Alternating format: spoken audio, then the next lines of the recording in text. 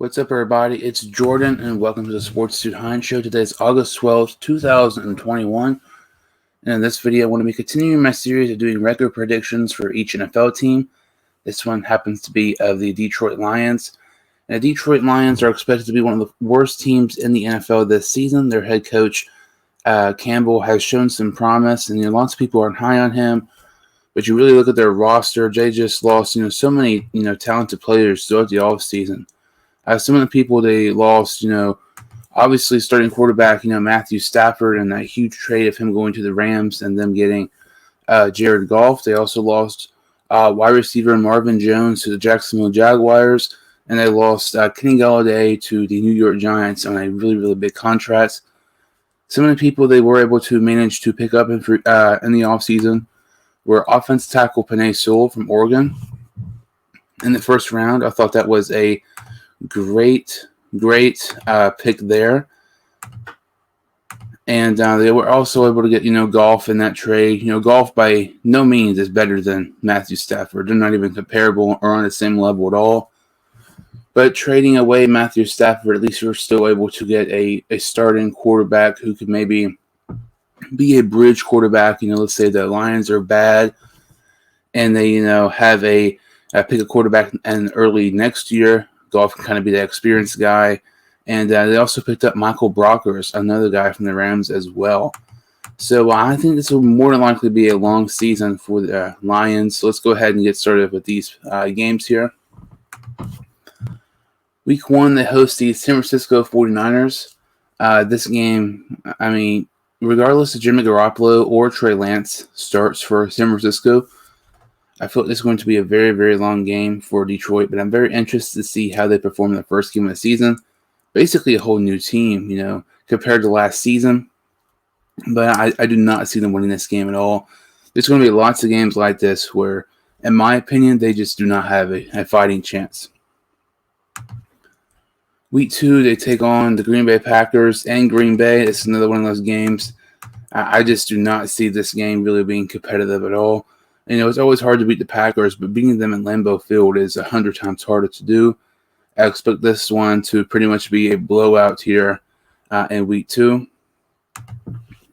Week 3, they host the Baltimore Ravens, and, I feel like this game might be a tad bit closer compared to the first two, but I still don't think this will be close because, even though you know what the Ravens are going to do, they're going to run the ball down your throat, they're still able to find success on the ground, and that's how they win games. And the Lions do not have a great defense by any means, and I feel like this will be a long day for Detroit. Week 4, however, they do get their first win of the season at the Chicago Bears. I know this might be, some people might think this is a bit of an upset victory here. And to me, this is very, very interesting because I'm honestly not high on the Chicago Bears at all. And Week 4 and Week 5, something along the lines of that, in my opinion, I think that's when Justin Fields should be starting. Who knows when he will.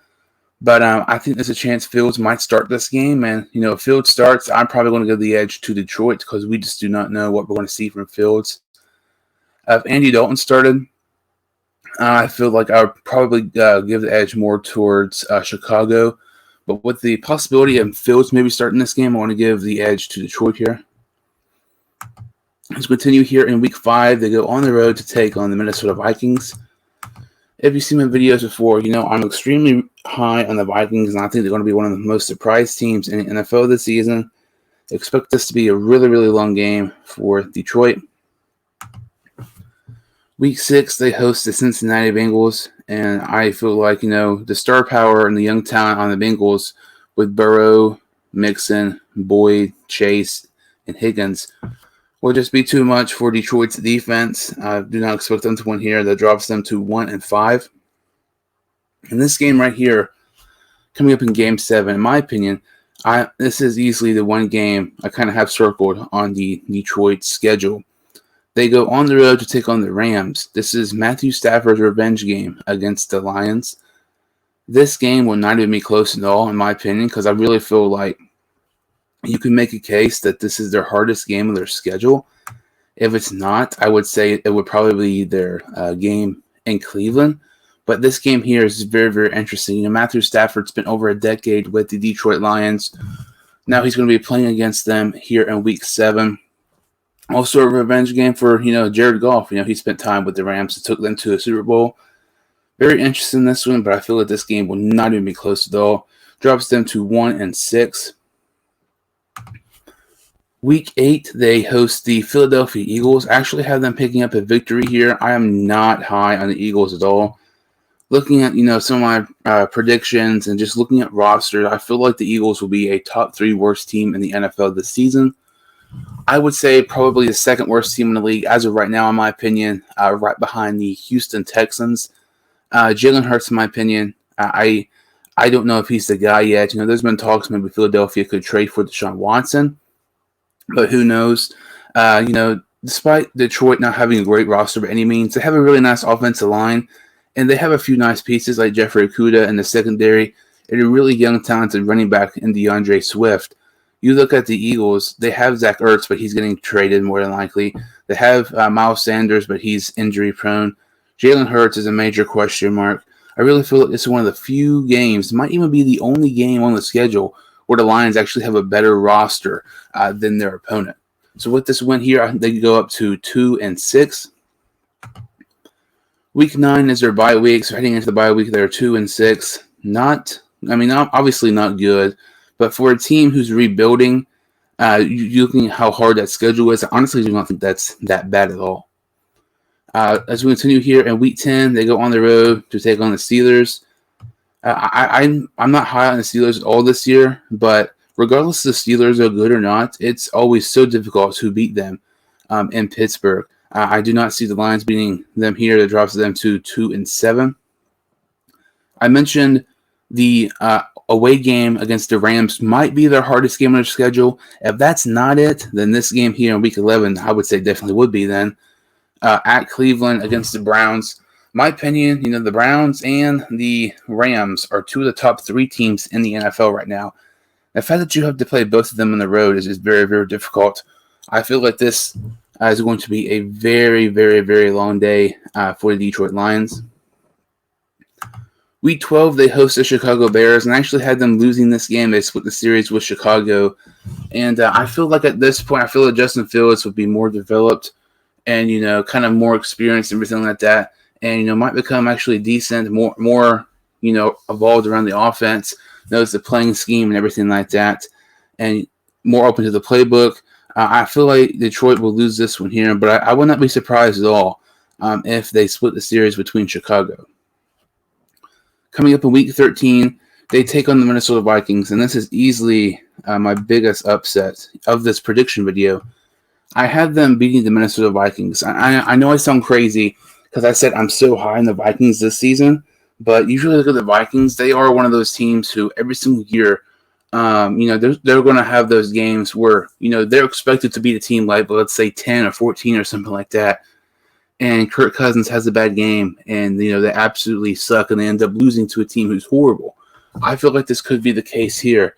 Cousins at times can be inconsistent, and this is I would say this is honestly one of my more bigger upsets, my entire predictions, the Lions beating the Vikings here. And with that win, they move up to 3-9. Week 14, they go on the road to take on the Broncos. If the Broncos can just have a consistent quarterback play, just average, I really believe they are a playoff contender 100%. They have so much young talent.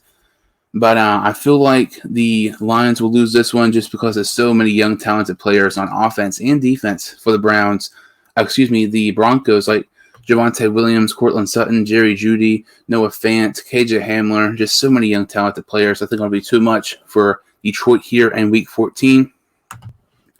Week 15, they host the Arizona Cardinals. The Arizona Cardinals are another one of those teams who kind of underachieve and have those games where they, should win, but they end up losing. I wouldn't be surprised that maybe this game is actually competitive, but I still kind of see the Cardinals winning this game here in Week 15. Week 16 at Atlanta. As of right now, they have 3 wins on their schedule, and if I had to pick another win, it would be this one. But I feel like this being in Atlanta, I think it's going to be more difficult to play. And, towards the end of the season, I mean, who knows? This could possibly be one of Matt Ryan's last seasons with the Falcons. And, they have a nice young offense, with, Ridley and Kyle Pitts. And I have the Lions losing this one here in Week 16 to drop to 3-12. Week 17 to go on the road to take on the Seahawks. The Seahawks are another one of those teams who just underachieve constantly. And it's always hard to beat the Seahawks, but when you beat them in Seattle, it is just so much harder to accomplish.